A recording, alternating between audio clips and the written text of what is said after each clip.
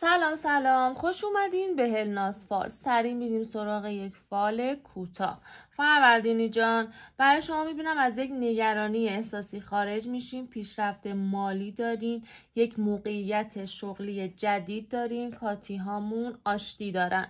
اردیبهشتی، برای شما میبینم یک خبر خوشحالی دارین، یک ارث به دستتون میرسه، یک قهر خانوادگی هم تبدیل به آشتی میشه. خرداد ماهی جان، برای شما میبینم یک رابطه احساسی جدید افتاده، خارج شدن از یک سختی مالی. تیر ماهی جان، روی نیت قلبی شادی افتاده برات. بعضیاتون مصاحبه کاری داریم، مشکل تا آخر آبان برطرف میشه. مرداد ماهی جان، قدم خیر شخصی برات افتاده، ارتقا دارین و اونایی هم که فکر میکنن رقیب دارن ندارن عزیزم.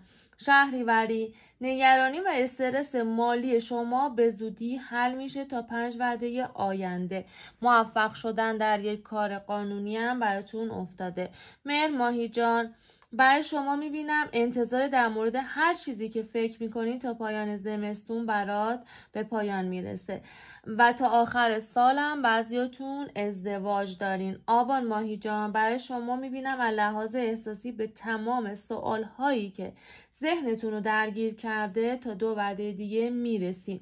کاتی هامون برگشت دارن تا 6 وعده آینده. آذر ماهی جان، برای شما میبینم که یه ضرر مالی داشتین که تا 3 وعده دیگه براتون جبران میشه.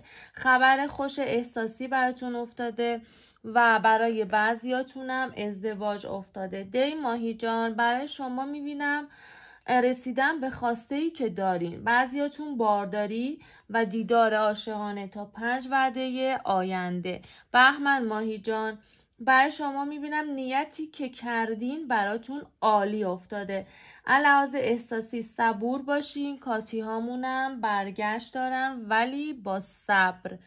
اسفند ماهی جان، برای شما برکت و روزی زیاد میبینم، پیشرفت مالی میبینم. علاوه احساسی دچار سوء تفاهم شدین که زود رفع میشه. خدا